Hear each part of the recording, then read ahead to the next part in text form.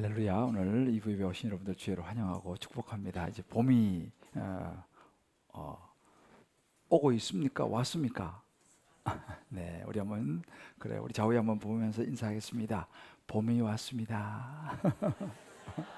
다시 한번 인사합시다. 정말 귀한 분이 오셨네요. 할렐루야. 한 분 한 분 너무너무 귀한 분들이 오늘도 오셨습니다. 주의로 축복하고 또 온라인으로 오신 모든 분들도 하나님의 이름으로 축복합니다.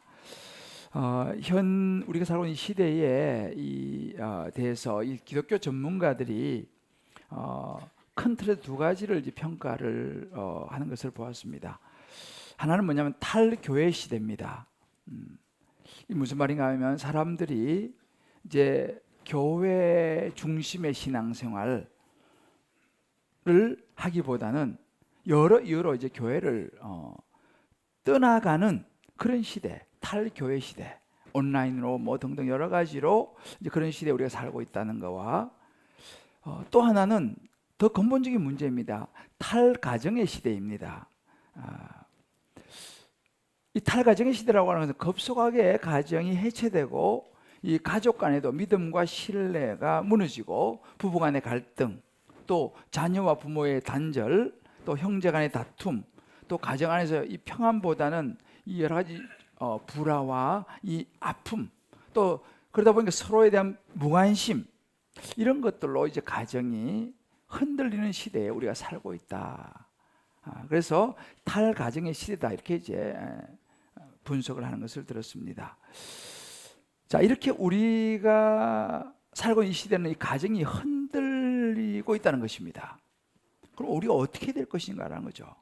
이 흔들리는 이 가정 공동체를 어떻게 우리가 잘 세워 나갈까 하는 것입니다. 제가 최근에 본 그 책 중에 사연으로 움직이는 가정이라는 책이 있습니다. 이 도미 사모님 쓴 책인데 거기 내용이 이런 이야기가 있어요. 가족 모두는 심지어 강아지까지라도 그 가정을 이해하기 위해서는 절대 없어서는 안 될 그런 그 주인공들이다. 그들이 독특한 방법으로 서로에게 관계하며 자기들만의 가정 이야기, 즉 사연을 만들어낸다, 이런 이야기를 했습니다. 그래서 이제 이 가족을 어떻게 이제 얘기하냐면, 가족은 각자의 사연을 이해하고 함께 나누는 것이 중요하다라는 이야기를 하는 거예요. 각자의 사연들이 있다는 것입니다. 그 사연을 이해하고 나누는 것이 가정의 회복에서 너무 중요하다라는 것입니다. 자, 우리 한번 좌우에 있는 분에게 이렇게 우리 한번 이야기해 보십시다. 저도 나름대로 다 사연이 있어요. 네. 자, 한 번 더 얘기합시다. 그러니 이해해 주세요. 네, 다 나름대로 사연이 있다는 거예요.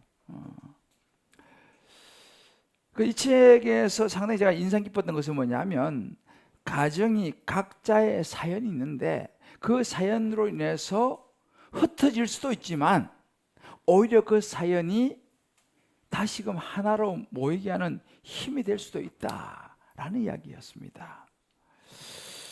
이렇게 우리는 모두 사연을 가지고 살아가는 삶이죠. 제가 최근에 제 교회 장로님 가정 신방을 갔습니다. 근데 그 장로님 가정을 제가 이렇게 객관적으로 보니까, 일단 결혼, 또 이제 자녀들이죠, 학업, 또 진로, 또 여러 가지 건강, 또 하는 사업, 그런 여러 가지 실제 이슈들이 많이 있더라고요, 제가 보니까요. 그런데 가서 보니까 제가 이야기한 건 아니고 서로 먼저 이야기를 하는 대화를 보니까 그 중심이 뭐냐면 서로의 어떤 믿음 생활, 하나님과 어떤 관계, 이런 부분에 대해서 이야기를 서로 이제 하더라고요. 그러면서 제가 좀 놀란 게 뭐냐면, 막내죠, 그 동생이 이런 이야기를 했어요. 목사님, 저는요 제 신앙의 롤 모델이 제 위에 있는 언니예요, 이렇게 얘기를 하는 거예요. 제가 좀 놀랐습니다. 왜냐면 보면 가족들은 그렇게 롤 모델이 되기 쉽지 않거든요. 근데 위에 언니가 자기의 신앙의 롤 모델이라는 거예요. 원래 이 가정은 이 장로님을 비롯해서 아무도 예수 안 믿는 가정이었어요. 근데 이제 지금은 장로님이 되셨지만 어쩌다가 하여튼 우리 교회에 한번 오시게 되면서 부부가 예수를 믿게 됐어요. 그리고 자녀들이 다 예수를 믿게 됐습니다. 원래 예수를 믿는 사람이 전혀 없던 그런 가정이었는데 10수년 만에 이제 또 장로님 가정이 되면서 가정에서 이 화두가 어떻게 이렇게 믿음에 대한 이 부분이 이렇게 되었을까? 제가 생각할 때 참 놀라운 거예요. 뭐 모태신앙, 뭐 오랜 신앙의 그런 전통이 있는 것도 아닌데 말이죠. 자, 여러분 한번 생각해 보십시다. 저나 여러분 우리 가정은 어떤 것 같습니까? 아마 가정들마다 다 뭐 모태신앙 위에부터 신앙생활 하신 분들 있고 여러분 당대 믿으신 분들 있고 여러 다를 텐데 보통 요즘 그렇습니다. 이 문화상 가족이 한 자리에 모이는 것도 힘든 문화지만 그래도 이렇게 뭐 만나고 모이면 우리 대화의 중심이 여러분 어디로 흐르는 것 같아요? 여러분 가정에서요. 어떤 하나님에 대한 이야기, 하나님이 중심이 되는 것 같습니까? 아니면 여러 세상 살아가는 이야기들이 중심이 되는 것 같습니까? 서로 만나면 서로에 대한 어떤 이해, 서로를 이해하려고 하는 그런 마음들을 나누는 것 같습니까? 아니면 다 자기 이야기, 자기 중심의 자기 이야기를 하는 것 같습니까? 우리 한번 생각해 볼 필요가 있어요. 오늘 우리가 읽은 이 본문은 그런 이야기입니다. 이 모세의 가족도 한동안 떨어져 살아야 되는 사연이 있어요. 그래서 모세 가족의 그 사연을 우리가 이제 오늘 보면서 하나님께서 우리의 가정의 모습도 보게 하시고 또 이 모세의 가정이 세워져 가는 이런 모습 보면서 또 우리도 보다 건강한 가정 공동체를 세우기 위해서 필요한 것이 뭘까? 이 부분을 하나님께서 저와 여러분에게 레슨을 시켜주시는 본문입니다. 그래서 오늘 성령께서 저와 여러분에게 이 모세의 가족의 사연을 통해서 정말 보다 건강한 우리 가정들을 세우고 앞으로 꾸려나갈 수 있는 또 온라인에 들어오신 모든 우리 성도님들에게도 그런 은혜가 임하시는 시간 되시기를 주님의 이름으로 축복합니다. 자, 그러면 우리가 건강한 가정 공동체를 이루려면 어떻게 되느냐? 그 첫 번째를 보니까 함께함의 소중함을 알아야 된다는 거예요. 자, 여러분 알다시피 모세가 이제 애굽에서 40살까지 왕자로 살다가 애굽 사람을 죽이는 바람에 이제 도망을 가지 않습니까? 40년 광야에서 살면서 거기서 이제 미디안 광야에서 이드로를 만나고 거기서 그 딸 미디안 제사장이죠. 결혼을 해서 40년을 살았어요. 광야에서 목축하면서 그러다가 80살이 되었을 때 하나님이 모세를 부르시죠. 호렙산 떨기나무에서 모세야 모세 부르시고 이제 모세를 불러서 중요한 사명을 맡기십니다. 애굽으로 가서 너희 백성을 이끌어내라. 그 부름을 받고 이제 모세가 장인어른한테 와서 우리 출애굽기 4장 그 18절 보면 허락을 받아요. 제가 이제 이런 하나님의 사명을 받고 떠나야겠습니다 하니까 장인어른이 허락을 해줍니다. 그래서 온 가족을 데리고 이제 애굽으로 길을 나서는 것이 출애굽기 4장에 나와요. 근데 이 애굽으로 가는 길에 한 사건을 만납니다. 이 사건으로 인해서 이 모세 가족들이 한동안 떨어져 살아야 됐어요. 자, 그러면 왜 무슨 사건 때문에 가족이 떨어져 살아야 됐을까? 이 사연이 있었다는 거죠. 어떤 사연인가 보니까 모세가 이제 애굽으로 가족들을 데리고 이제 그 사명을 감당해 가는데 가는 길에 모세가 죽을 뻔한 일이 생겨요. 그런데 좀 이해가 안 가지만 하나님이 모세를 죽이려고 하는 사건이 생깁니다. 그래서 모세가 길을 가다가 숙소에 있는데 이제 여호와께서 그를 만나서 그를 죽이려고 하신지라. 이것도 무슨 말인가? 이걸 잘 이해해야 됩니다. 아니 모세를 불러서 사명을 맡기고 출애굽 중요한 일을 맡기셨는데 왜 갑자기 하나님 뜻을 마음 편에 죽이시려고 그러냐? 이렇게 문자적으로 해석하시면 안 되고 전체적인 맥락에서 보면요, 하나님이 모세를 정말 죽이려고 한 게 아니라 모세를 바로 잡으시려고 하는 의도가 있었다는 걸 우리가 알게 돼요. 그 뒤에 쭉 나오는 이야기를 보게 되면 그 이야기가 나옵니다. 유대 백성들은요, 딱 태어나면 하나님의 이 백성은 8일 만에 할례를 행하는 것이 하나님의 법이었습니다. 그래서 이제 이 모세도 두 아들을 낳았는데 할례를 행해야 되는데 그 십보라가 그 당시 미디안 제사장의 딸이잖아요. 그러니까 아직 하나님을 잘 몰랐던 것 같아요. 그래서 이 두 아들에게 할례를 행하지 않았습니다. 말하자면 불순종을 한 거죠. 하나님께서 그 일을 딱 짚으시는 거예요. 하나님의 백성, 너가 좀 큰 일을 감당해야 되는데 왜 이 부분에서 너가 순종하지 않느냐라고 딱 짚으시는 거예요. 그 상황이 되니까 십보라가 얼른 그걸 깨닫고 출애굽기 4장 25절을 보면 급히 돌칼을 가져다가 그 아들의 포피를 베어서 할례를 행합니다. 우리말로 포경 수술을 이제 시키는 거죠. 이제 그 과정에서 하나님께서 이제 그것을 보시고 모세를 놓아주시는 장면이 나와요. 하나님께서는요, 하나님의 큰 사명을 맡은 사람일수록 더 하나님 말씀에 작은 거라도 분명하게 순종하기를 원하셨어요. 모세는 큰일을 해야 될 사람 아니겠습니까? 근데 여기 가만히 보면요, 이 모세와 십보라 부부 사이입니다. 여러분, 부부 사이가 있잖아요. 영적으로 안 맞으면요, 굉장히 힘이 듭니다. 남편은 잘 믿는데, 지금 모세는 하나님 부르심을 받고 확실하지 않습니까? 그런데 부인이 이 십보라는 미디안 제사장의 딸이에요. 아직 하나님을 잘 몰라요. 그러니까 이 부인 십보라처럼 하나님을 잘 모르게 되면은 이제 이런 일이 생기는 거죠. 할례를 행하는 것도 안 하고 이런 경우가 생길 수 있다는 것입니다. 그러면 여러분, 많지는 않지만요, 이렇게 하나님을 잘 모르는 이런 아내로 인해서 평생 가슴앓이 하는 그런 남편들도 가끔 있어요. 많지는 않지만. 왜? 신앙의 컬러가 안 맞아요.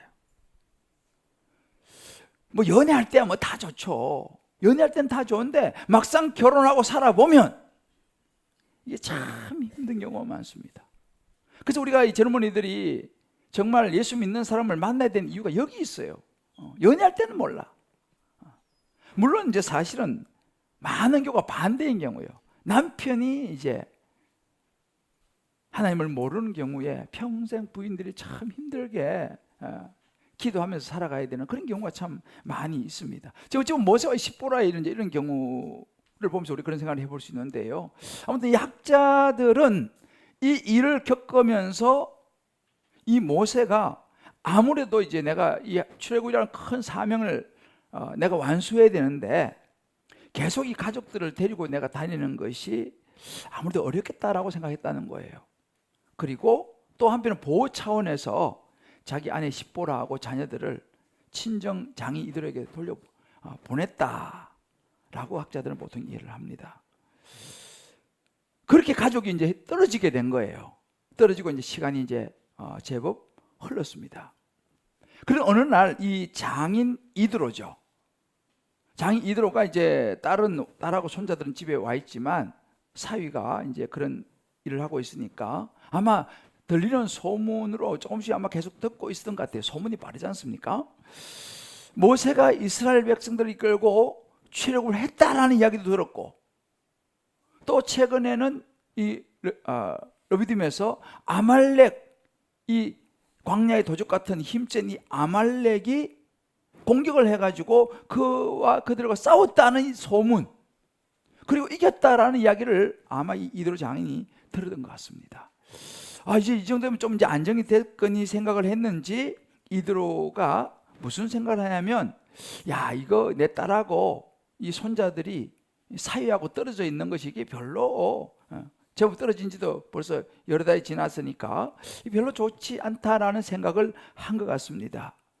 이 이드로가 굉장히 지혜로운 사람입니다. 이제 다음 주에 보면 이드로에 대한 이야기가 쫙 나오는데, 이 미디안 제사장이 그래도 상당히 나름대로 똑똑하고 전체를 이끌어가는 제사장이기 때문에 상당히 지혜로웠는지 서둘러서 이 딸과 손자들 데리고 모세가 머물고 있는 그 장막을 찾아가는 장면.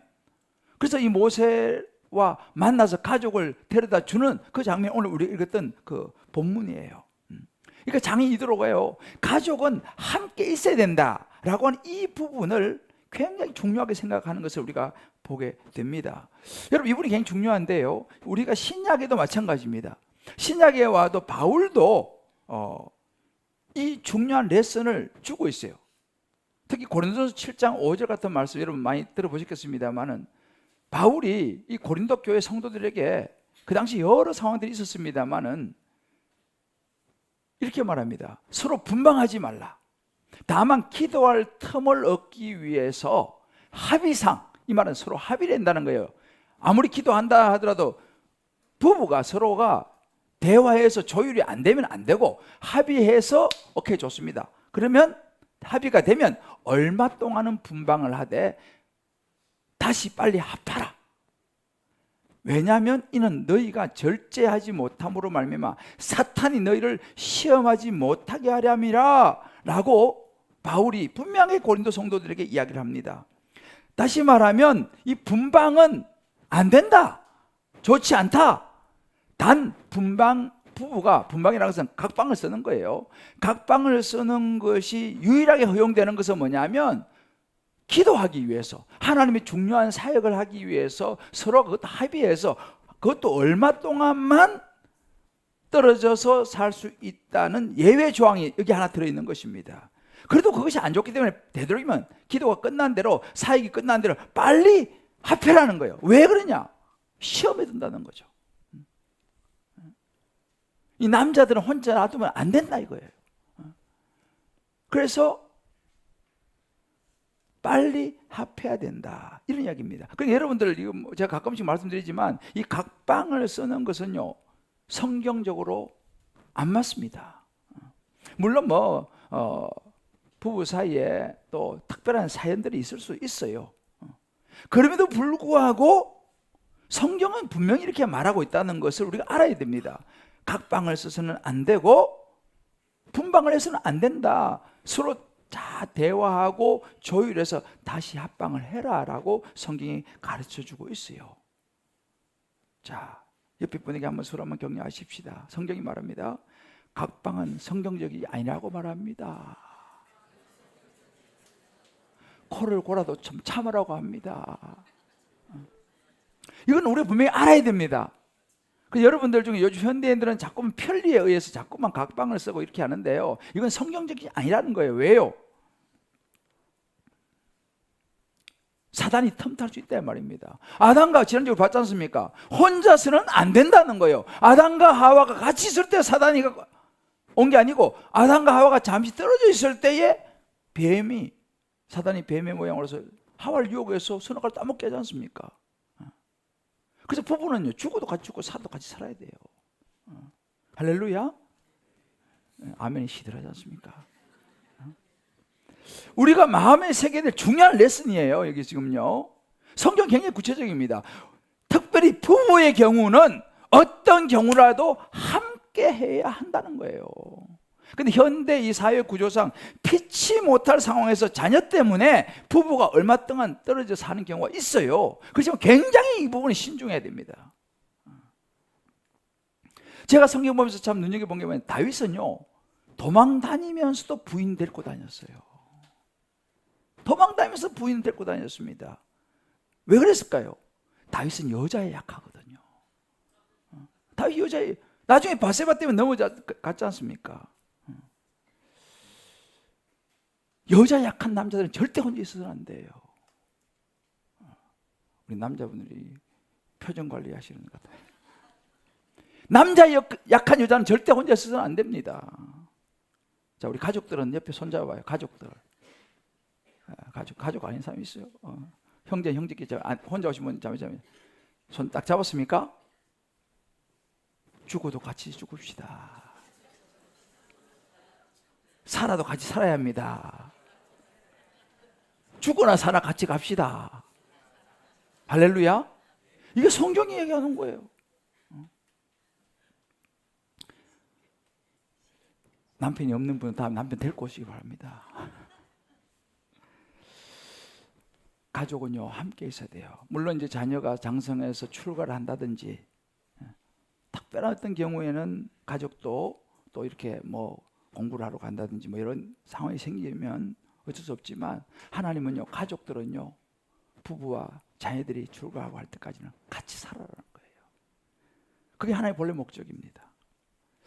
근데 오늘 이 본문에서 한 가지 주목해야 될 부분이 있는데요, 이 이드로 장인이 딸하고 손자를 데리고 와서 이제 중요한 일들 좀 이렇게 처리합니다. 하고 나서 장인 이드로가 혼자 돌아가는 장면이 나와요. 근데 출애굽기 18장 27절에 보면요, 재밌는 게 모세가 그의 장인을 보내니, 장인이 그냥 간 게 아니에요. 모세가 장인들은 그만 가십시오 이렇게 얘기하더라고. 내가 보니까 이것도 내가 참 눈여겨봤어요. 여기 사위들 혹은 아내들도 때가 되면 어르신들을 보내줄 줄 알아야 돼요. 지금 분가가 필요하다 이 말입니다. 오해하지 말고 들으세요. 이런 부분에서 남편과 아내의 결단이 있어야 되는 거예요. 모세가 결단한 거예요. 장인은 이제 그 정도 되셨으면 돌아가십시오. 모세가 이야기를 했어요. 근데 또 반대로 이것입니다. 우리 어르신들도 있지 않습니까? 때가 되면 조용히 떠나줄 줄도 알아야 돼요. 여러분 그거 압니까? 낄낄 빠빠? 낄 때 끼고 빠질 때 빠져줘야 된다는 거 아십니다? 이 장인 이드로가 상당히 지혜롭고 쿨해요. 나 이거 좀 더 있으면 안 되냐? 눈치 없이 이렇게 안 했다니까요. 모세가 딱 장인들은 그만 가십시오. 그러니까 알았다. 쿨하게 떠납니다. 이것도 우리 성경은요 정말 디테일하게 나와 있습니다. 우리는 서로에게 축복이 되는 존재가 돼야 되지 짐이 되면 안 되는 거예요. 할렐루야. 자, 우리 한번 자유하면 우리 축복하십시다. 우리 서로 축복이 되는 존재가 되십시다. 자, 여러분 보십시오. 오늘 이 적용을 해보세요. 당신은 어떤 상황에도 부부와 가족이 함께 해야 한다는 그 소중함을 인식하고 있습니까? 이거 인식을 해야 돼요. 여러분 성경을 분명하게 우리가 성경적으로 살아야 합니다. 두 번째, 건강한 가정 공동체를 이루기 위해서는요 고난도 구원도 함께 나누어야 돼요. 자, 이제 이드로 장인이 딸 십보라와 손자들 데리고 모세와 이스라엘 백성들이 머물고 있는 이제 시내산 아래 도착을 이제 합니다. 지금 이제 거의 시내산 아래까지 왔어요. 그 장막을 쳤습니다. 이제 거기 가서 이제 가니까 모세가 반갑게 장인어른을 장막으로 이제 맞아드려요. 근데 사실은 40년 동안 이 사위가 장인이라고 살았어요. 그러니까 서로 너무 잘 알지 않겠습니까? 아주 친근했던 것 같습니다. 근데 오니까 이 맞추고 서로 맞이해서 이제 장막에 들어가는데, 장막에 들어가서 뭘 하는지 보니까요, 서로 이제 문안하고 장막에 들어가서 8절에 보니까 모세가 여호와께서 이스라엘을 위하여 바로와 애굽 사람에게 행하신 모든 일, 그동안 있었던 모든 일, 또 출애굽에서 나오는 그 길목 있지 않습니까? 그러니까 뭐 그때 10가지 재앙부터 해가지고 애굽에서 있던 일과 또 출애굽을 한 사건, 출애굽에서 나오는 길에서 모세가 당한 모든 고난이에요. 좋은 이야기만 한 게 아닙니다. 모든 힘들었던 일들, 슬펐던 일들, 그런 고난 또 나눕니다. 고난과 여호와께서 그들을 구원하신 일, 그런 어려운 상황 고난 속에서 하나님께서 어떻게 홍해를 갈랐는지, 어떻게 바위에서 물을 터뜨려 주셨는지, 어떻게 만나를 내려서 먹이셨는지, 심지어 아말렉과 싸웠을 때에 어떻게 하나님이 개입하셔서 모세가 손을 들고 기도할 때에 하나님이 어떻게 역사하셨는지, 이 모든 일을요 다 장인애가 이야기를 해요. 이 대화가 굉장히 중요한 거예요, 여러분들. 사위하고 장인하고 대화를 많이 해야 돼. 할렐루야. 이 대화가 굉장히 중요합니다. 자, 근데 중요한 것은 그 대화의 내용이 너무너무 중요해요. 당시 이 미디안 제사장, 이 미디안은 베두인족 소리라 요즘은요. 그러니까 이제 유목민족입니다. 이 장인, 이 미디안 제사장 이드로는요, 당시에 그 유목민들은 다신을 믿었어요.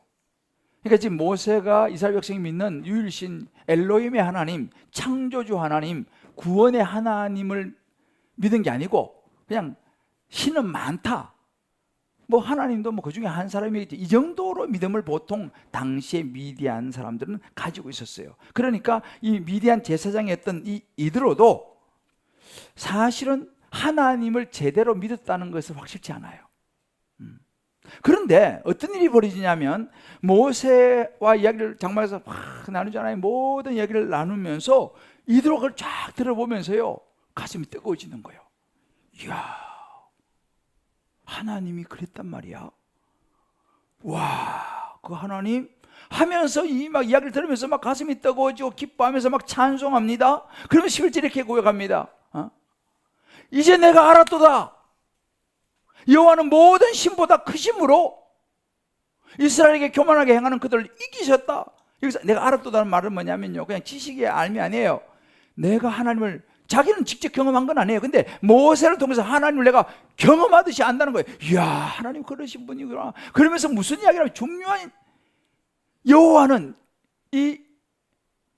이드로가 하나님을 고백합니다. 여호와는 모든 신보다 크시구나. 이게 신앙 고백이거든요.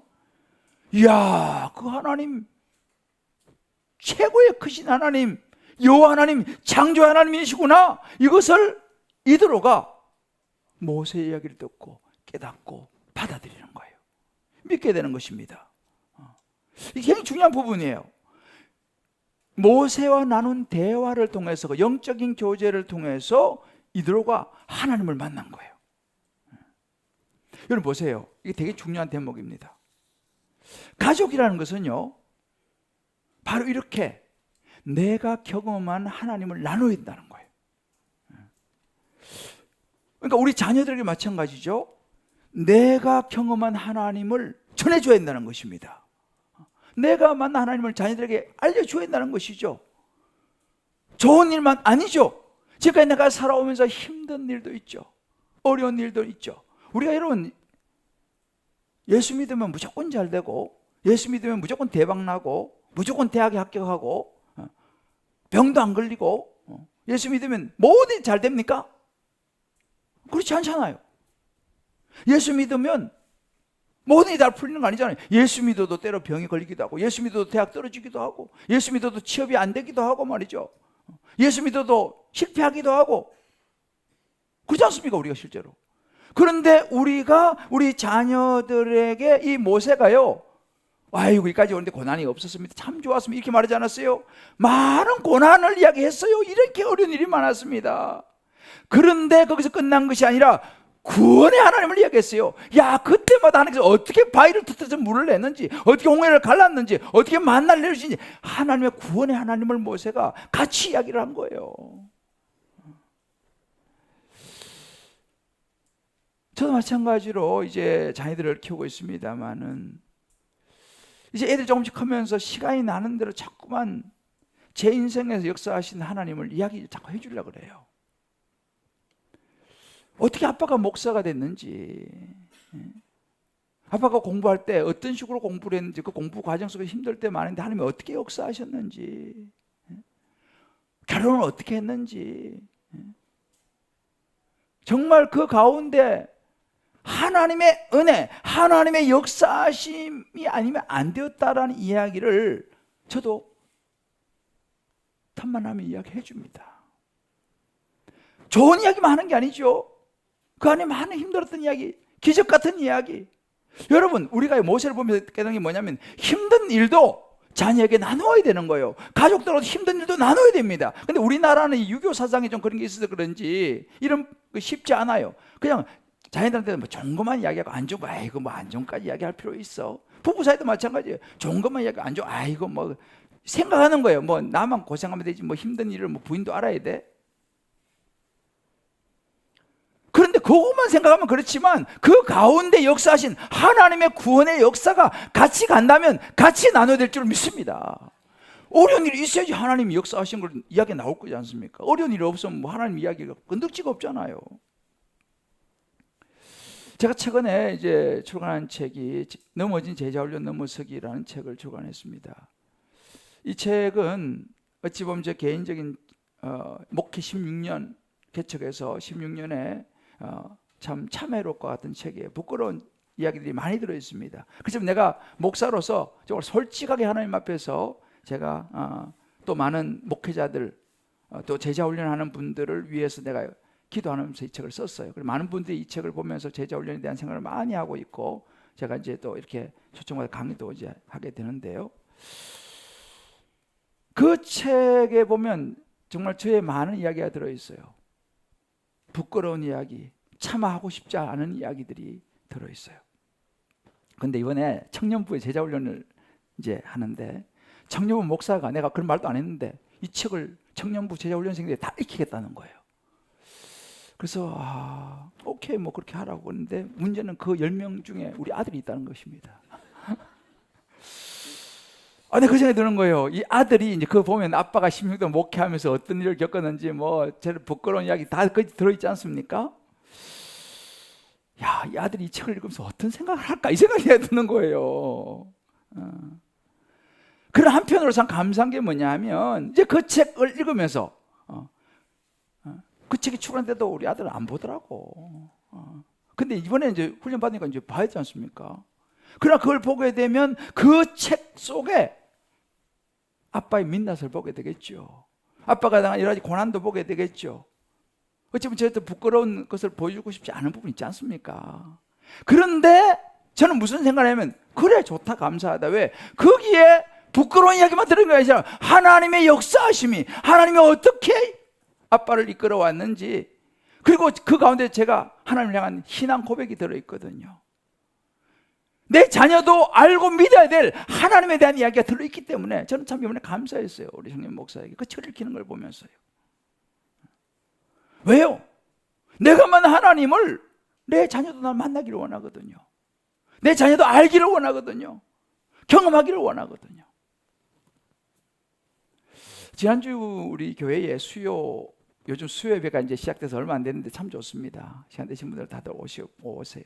지난 수요 오전 예배 때 한 강사님을 모셨습니다. 이 목사님 오셔서 살아난 사람들의 공동체라는 제목으로 설교를 했어요. 참 좋았어요. 살아난 사람들의 공동체. 교회는 뭐냐? 살아난 사람들의 공동체가 돼야 된다. 여러분 못 보신 분들 꼭 들어가셔서 한번 지난 수요 오전 설교 들어보시길 바라요. 근데 이제 목사님이 그 설교를 하시면서 미국에 그 세미나 인도를 하러 갔다가 만난 한 대학 교수 부부 이야기를 했습니다. 이 한 대학 교수 부부가 이제 그 집회 그 세미나를 마치고 나서 찾아왔더라는 거예요. 찾아와가지고 이제 상담을 했어요. 뭐냐면 딸이 둘이 있는데 아무리 이야기를 해도 요즘 교회를 안 나온다는 거예요.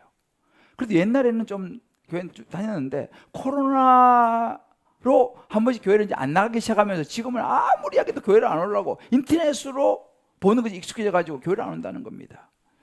그래서 목사님 찾아서 목사님 어떻게 하면 좋겠습니까? 너무너무 고민을 하더라는 거예요. 목사님 어떻게 하면 좋을지 좀 이야기해 주십시오. 자, 이야기를 듣고 이제 목사님이 그런 이야기를 했다는 거예요. 성경에 보면 아브라함, 이삭, 야곱, 요셉이 나옵니다. 자, 그러면 이삭의 믿음이 어디서 왔겠습니까? 하늘에 뚝 떨어졌겠습니까? 자기 혼자서 뭘 했겠습니까? 아니라 아버지 아브라함을 보고 믿음이 내려왔다는 거죠. 요셉도 이삭도 그 아버지의 믿음을 보고 배운 것을 살아갔을 거라는 거죠. 그러면서 이런 이야기를 해줬다는 거예요. 집사님, 자녀 때문에 그렇게 고민되시면 따님들에게 집사님 내외가 예수님을 얼마나 어떻게 사랑하고 정말 내가 믿은 하나님이 살아계신 것을 보여주세요. 그거 안 보여주시면 아무리 말해도 안 될 겁니다. 그렇게 하겠다는 거예요. 가정에서 부모가 아무리 말도 중요하지만 말보다는 어떻게 부모가 예수님을 어떻게 사랑하는지, 어떻게 하나님의 살아계심을 따라가는지 어떻게 예수님을 따라가는지 보여주라는 거예요. 그러면 그 자녀들이 변할 거라는 거예요. 물론 당장은 어떨지 모르지만은 결국은 그 부모를 따라가게 된다. 이 이야기를 자기 해줬다는 이야기를 하시더라고요. 굉장히 저는 공감을 했습니다. 여러분, 믿음은 내려가는 거죠. 자녀만 얘가 왜 이래, 얘가 왜 이래가 아니라 그 애가 어디서 나왔습니까? 자, 옆에 물어봐요. 그 애가 어디서 나왔습니까? 그 애가 누굴 보고 자랐겠습니까? 사실 이렇게 말하면 저도 참 이분은 어려운 부분이에요. 저도 자식을 키우고 있으니까 참 어려운 이야기입니다. 그러나 분명한 것은 뭐냐? 우리가 하나님을 믿는 것을 보여줘야 한다는 거죠. 하나님을, 내가 하나님을 나눠야 한다는 거죠. 뭐 좋은 일만 아니죠. 아까 말씀드렸지 않습니까? 내 인생에 만난 힘들고 어려운 상황 속에서 하나님이 어떻게 내 인생에 개입하셨는지를 이야기를 해주고 그 구원의 하나님을 이야기해 줘야 한다는 사실이죠. 하는 예로 이런 거죠. 제가 참 힘들었던 때가 뭐냐면 우리 아들이 이제 영국에서 태어나서 쭉 자라면서 성탄절이 되면요, 그냥 문 앞에다가 그 큰 장화 같은 산타크로스 할아버지 그 장화를 이렇게 걸어놓고 기다리는 거예요. 왜? 오늘 밤에 산타크로스 할아버지 올 거라고. 다음날 일어나면 그 뭐 들어있잖아요. 그리고 산타 할아버지 왔다 갔다 이렇게 이제 그 유치원 다니면서 이제 배우는 거예요. 근데 내가 참 이 이야기를 해주는 게 왜? 그 동심을 깨는 것이 힘들었어요. 그 내가 고민했어요. 저도 살짝 목사지만. 유치원 갔다 와가지고 그거 걸어놓는 거예요. 문 앞에다가. 그 내가 고민을 하다가 우리 애들을 불렀어요. 예, 산타 할아버지는 없어. 아, 있다는 거예요. 막 우는 거예요. 없어. 그거 아빠가 넣는 거야. 단 네가 하나님 앞에 기도해. 아빠의 마음을 움직여서 이 선물을 갖게 해달라고. 그렇게 이야기했다니까요. 동심을 깨는 것이 힘들었어요. 왜? 어린 마음에 산타 할아버지를 기다리는데. 그런데 아는 건 아니라고 이야기해 주는 것이 저도 살짝은 갈등이 됐지만 이야기해 줬습니다. 우리는요, 내가 만난 하나님을 나눠야 될 줄 믿습니다. 할렐루야. 내가 믿는 예수님을 나눠야 될 줄 믿습니다. 그러니까 가족으로서 우리가 영적인 대화를 가족들이 나누지 못한다는 것은요, 사실 어찌 보면 건강하지 못하다는 방증이 돼요. 여러분, 우리 달광도 마찬가지입니다. 여러분, 달광은 영적인 공동체입니다. 달광이 뭐 아무리 뭐 순장이 탁월하고 다 좋은 멤버다 하더라도요, 그 안에서 하나님의 은혜, 예수님의 은혜, 하나님의 살아계신 생명, 말씀이 나누어지지 않으면 그거 그냥 사교 모임이에요. 다만 교회에서 만났다 뿐이지. 세상과 다를 바가 뭐가 있습니까? 다락방에서는 하나님의 은혜를 나눠야 되는 거예요. 좋은 것도 나누지만 내 고난 속에 만난 하나님, 그것을 나눠야 되는 것입니다. 그래야지 그게 건강한 다락방인 거죠. 지금 모세가 그거 한 거 아니에요? 모세가 장인 이드로, 아직 하나님도 잘 모르는 이드로에게 하나님의 은혜를 나눴다면, 고난과 구원을 나눴다면 그 장인이 예수 믿은 거 아니에요? 하나님을 찬양하는 거 아니겠습니까? 우리가 그 역할을 해야 되는 거죠. 우리 지금 이제 따딴동행 오이코스를 초청하려고 합니다. 우리 주변에요, 아직도 하나님 모르고 예수 안 믿는, 멸망을 향해서 가는 그분들에게 우리가 이 역할을 해야 되는 거죠. 이야기해야 됩니다. 내가 어떻게 예수 만났는지, 내가 어떻게 하나님을 만났는지, 그분이 내 인생에 어떻게 다가오셨는지 그 이야기를 해야 주셔야 됩니다. 그럴 때 그 사람들이 그 이야기를 듣고, 야, 그래, 그럼 나도 한번 교회 한번 가볼까? 야, 내가 당신 보니까 그 힘든 중에서도 하나님 의지하고 그렇게 버텨내는 거 보면 하나님이 살아계신 것 같아. 당신이 믿는 그 하나님 나도 한번 따라가 볼까? 이게 바로 모세 역할이고, 저와 여러분이 우리 주변, 우리 가까운 우리 가족들, 우리 주변의 분들에게 해야 할 일인 줄 믿습니다. 우리 한번 적용해 보십시다. 하루 중에, 아니면 우리 한 중에도 마찬가지죠. 가족들과 얼마만큼 대화하세요? 대화한다면 그 대화의 내용은 어떤 내용으로 주로 대화합니까? 기쁜 일, 슬픈 일뿐만 아니라 고난 속에서 경험한 하나님의 은혜를 나눕니까? 자녀와 가족, 주변 사람들에게 내가 만난 하나님을 나는 나누고 있는지, 아니면 다른 이야기만 잔뜩 하고 있는지, 한번 이거 진지하게 우리 자신을 돌아보면서요, 우리 가정에 모습을 돌아보고 우리 공동체 모습을 돌아봐야 됩니다. 마지막으로 건강한 가정 공동체를 이루기 위해서는요, 예배와 식탁을 나누는 것입니다.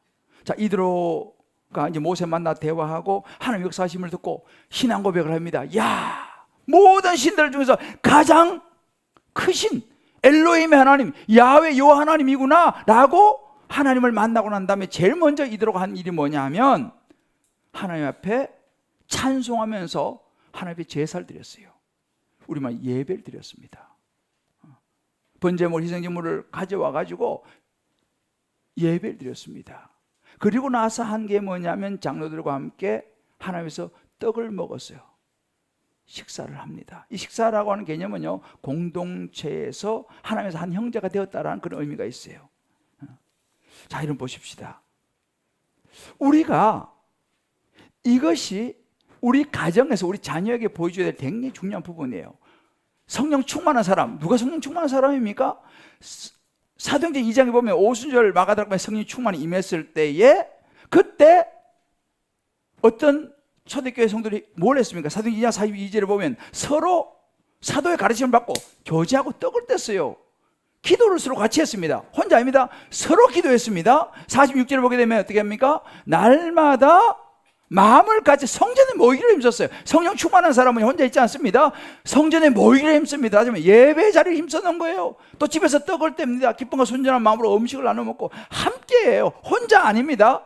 함께 했습니다. 이게 성령 충만한 사람의 모습이었어요. 초대교회도. 이게 건강한 가정의 모습입니다. 건강한 가정은요, 함께 예배를 나누고 함께 음식을 나누는 교제. 여러분, 예배가 얼마나 중요한지 몰라요. 사실은요, 우리 기독교는 예배 공동체에 누굴? 하나님 앞에 감사를 드리는 거죠. 예배는 우리 신앙 고백이에요. 여러분 보세요. 이더로, 장인 이더로가 이렇게 했습니다. 제일 먼저 그가 하나님을 만나고 나서 예배 드리고 떡을 나누는 교제를 했습니다. 공동체에 이제 한 형제자매 된 거죠. 이걸 누가 받겠어요? 딸 십보라가 받겠죠. 손자들이 받겠죠. 아마도 그것을 본 딸도 손자들도 주변 사람들도 아, 그래, 하나님 믿으면 예배 드리는구나 보았을 거예요. 이 이드로의 예배 드리는 모습은 자손들에게 큰 영향을 미쳤다라는 사실이에요. 우리도 마찬가지. 우리 가정에서 나는 자녀들에게 어떤 모습을 보여주고 있냐 이 말이에요.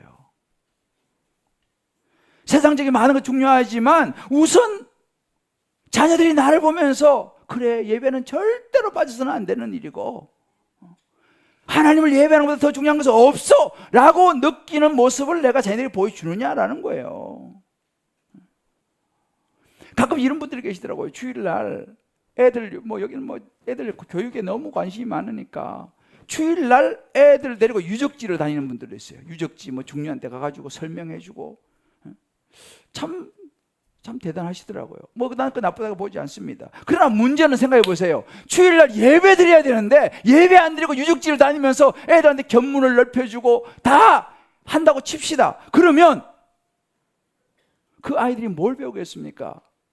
물론 세상적인 지식은 많이 늘어서 좋은 학교로 가고 이런 건 할지 모르지만 여러분, 하나님이 없는 교육, 하나님이 없는 견학, 하나님이 없는 수많은 정보, 여러분 그것이 얼마나 지혜로울까요? 저는 어리석다고 생각합니다. 왜요? 세상을 지으신 창조주는 하나님이신데 그 하나님을 알아야 되는데 잠언 9장 10절 이렇게 말합니다. 여호와를 경외하는 것이 지혜의 근본이라고 그랬어요. 거룩한 자를 아는 것이 명철이라고 그랬습니다. 여러분, 지혜와 명철의 근원은 하나님이신 줄 믿습니다. 그런데 그 하나님을 모르고 세상의 지식과 지혜와 견문을 이만큼 넓혀가지고 자라나면 얼마나 교만해지겠습니까? 오히려 하나님 무시할지 몰라요. 아이, 하나님 뭐야? 이거보다 어리석은 게 어디 있습니까? 여러분, 저는 이렇게 생각합니다. 참 이게 쉬운 문제는 아닙니다만은 학원 가서 한두 시간 공부하는 거하고 예배를 드리는 거하고 여러분 무슨 선택을 하고 있습니까? 하나님 앞에 예배 드리는 시간을 선택하십니까? 학원 보내서 지혜와 명철은 학원에서 오지 않습니다.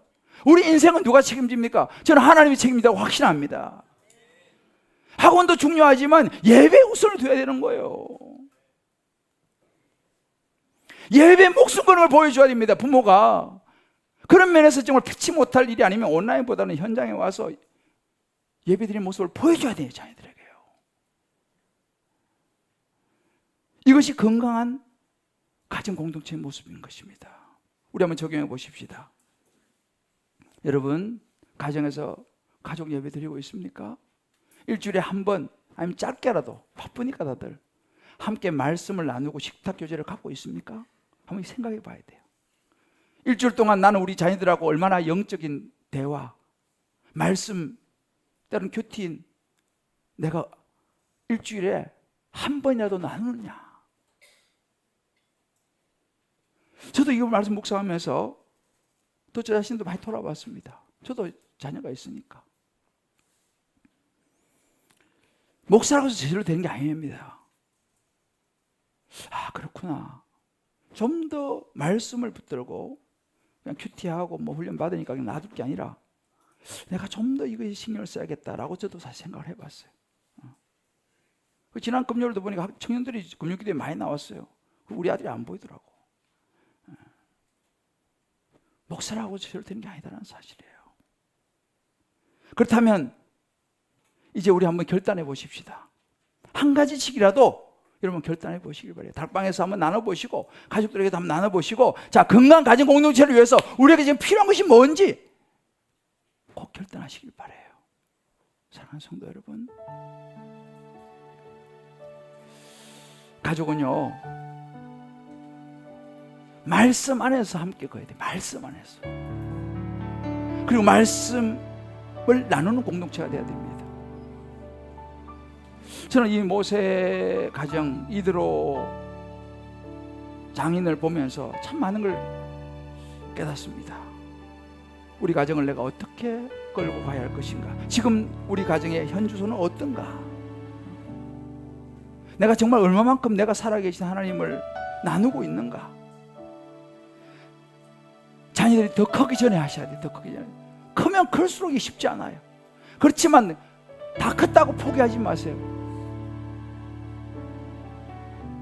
크도 기도하며 가면 돌아오더라고요. 그래서 우리가 가정에서 하나님 안에서 정말 말씀으로 서로 위로하고 격려해주고 때로는 어려움도 같이 기도하며 나누고. 모세 두 팔 든 사람이 누굽니까? 형하고 매형이었어요. 가족이었어요. 여러분, 가족보다 더 진하게 기도할 사람이 어디 있어요? 그렇잖아요. 가족보다 더 진지하게 기도할 사람이 어디 있습니까? 저는 제 딸이 지금 멀리 가 있지만 오늘 새벽에 이렇게 문자 보냈어요. 아빠 오늘 설교를 해서 꼭 기도해 주라. 그러니까 또 답이 왔어요. 아빠 기도할게요. 화이팅. 가족보다 더 진하게 기도할 사람이 있어요. 그러면 가족끼리 기도 제목을 나누어야죠. 물론 나눌 수 있는 믿음이 먼저 공유돼야 되겠지만 말이죠. 가족 간에도 기도 제목을 나눠야 돼요. 화려하지 않아도 정결하게 사는 삶. 우리 이 찬양 같이 부르면서 우리 가족의 무엇이 행복인지 세상은 알 수 없는 하나님의 선물, 우리가 이 찬양 같이 한번 찬양하고 우리 정말 건강한 가정 공동체 세우기 위해서 같이 한번 기도했으면 좋겠습니다. 화려하지 않아도